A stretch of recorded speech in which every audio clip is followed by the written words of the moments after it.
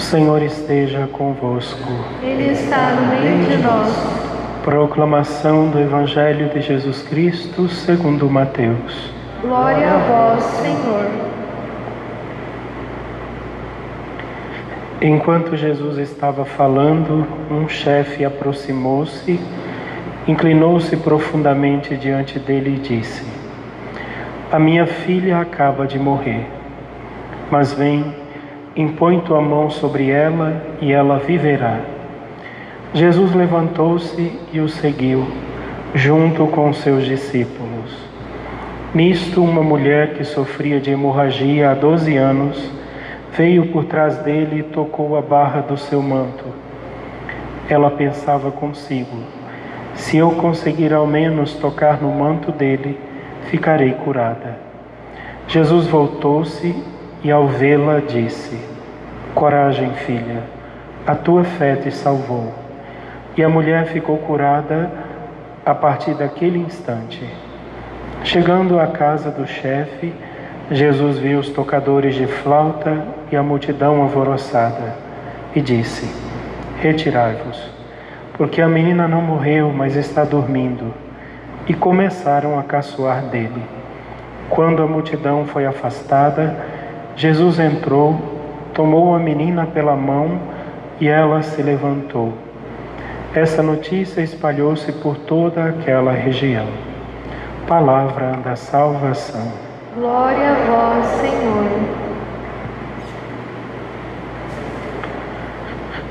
Queridos irmãos e irmãs, hoje nós celebramos a memória de uma pequena santa. Ela chama-se Maria Goretti. Por isso nós vestimos hoje vermelho, o altar, a roupa do padre é vermelho, porque é o sangue dela, é o sangue de uma mártir. Santa Maria Goretti, ela nasceu numa pequena cidade chamada Corinaldo, na Itália. Ela tinha mais 5 irmãos. Os pais tinham uma pequena propriedade. De repente começou uma grande fome naquela região. Ela nasceu no ano de 1890, portanto lá no finalzinho do século XIX. E começou uma fome muito grande. Eles perderam tudo que tinha, foram morar de favor numa outra fazenda de uma pessoa próxima. Ali o pai dela contraiu a malária, pegou a malária e morreu de malária quando ela ainda tinha quase 9 anos de idade. Desde pequenininha, a preocupação dos pais era dar fé aos seus filhos. Ela nasceu, no outro dia ela já foi batizada. O padre foi até a casa deles e batizou a menininha recém-nascida. A mãe ensinava a fé para ela. Desde pequenininha eles aprendiam a rezar. E ela aprendeu a rezar o terço ainda criancinha, bem novinha, e rezava o terço inteiro. Depois que o pai dela morreu, a mãe ficou cuidando dos 6 filhos, trabalhando na roça, com muita dificuldade, morando de favor na casa desta pessoa que tinha um filho já quase adulto, o rapaz já tinha 20 anos. E ela, todas as noites quando iam dormir, a mãe rezava o terço com os filhos, com as crianças. Ela, depois que todos iam dormir, ela rezava mais um terço pela alma do seu pai. Todos os dias ela fazia isso. Insistia muito que ela queria ir para a catequese, ela queria fazer a primeira comunhão, mas ela não sabia ler. E aí as vizinhas decidiram ensinar ela a ler só porque ela queria fazer a primeira comunhão. O sonho dela era receber Jesus Eucarístico. Ensinaram ela a ler, deram de presente o vestidinho dela de fazer a primeira comunhão e tudo. E ela ia todos os dias para a igreja, rezava todos os dias, tinha um amor extraordinário por Deus. E ela tinha uma das virtudes que ela dizia que era a virtude de Cristo que ela mais amava. Era a pureza e a castidade. Interessante que a virtude em Cristo que ela mais amava foi justamente esta virtude que ela teve que pagar, que ela teve que dar a sua vida. Quando ela tinha 12 anos já, 1902, a mãe saiu para a roça para trabalhar e ela ficou cuidando da menininha, da menorzinha, sua irmã caçula. E o rapaz que estava na roça com o pai dele voltou para casa e começou assediá-la, dizendo que ia estuprá-la.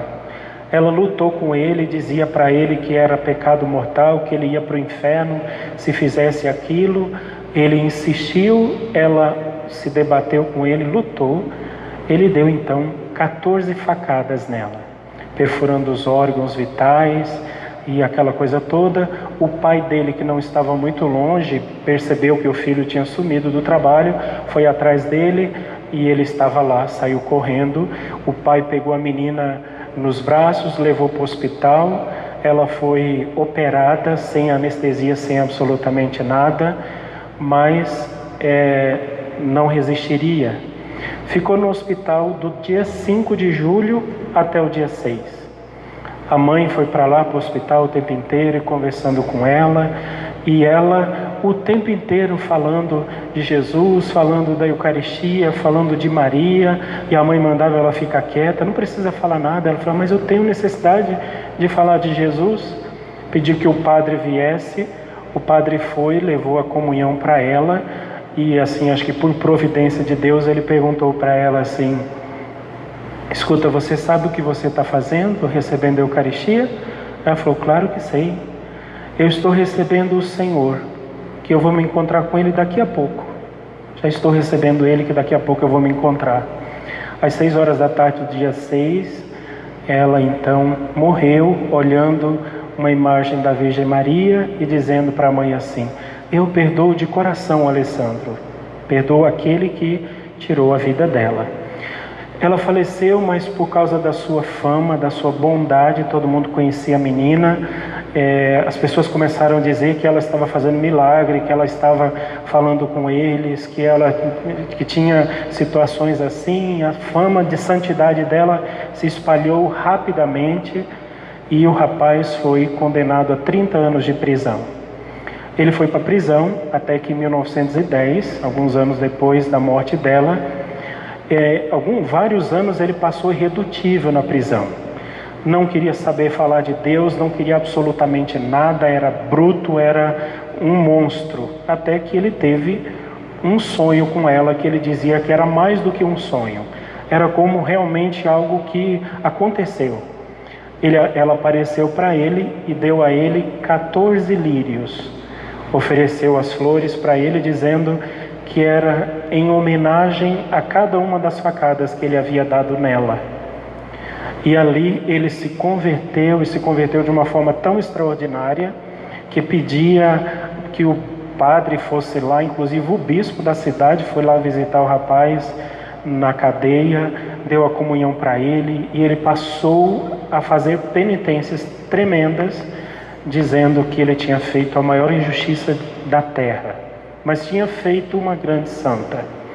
Quando ele saiu da prisão, ele foi visitar a mãe da menina e implorou o perdão dela, pedindo que ela perdoasse. E a mãe disse, olha, se a minha filha no leito de morte, o que ela mais repetia era o perdão a você, quem sou eu para não perdoar? Esse homem viveu muito tempo, viveu mais de 90 anos, e no ano de 1950, quando ela foi canonizada, ela foi proclamada santa pela igreja, o Alessandro estava sentado do lado da mãe dele, da mãe da menina, com mais 4 dos irmãos de Santa Maria Gorete. Ela foi canonizada em 1950. Ele virou franciscano, capuchinho, foi para um convento, e nesse convento ele ficou trabalhando de porteiro e de jardineiro.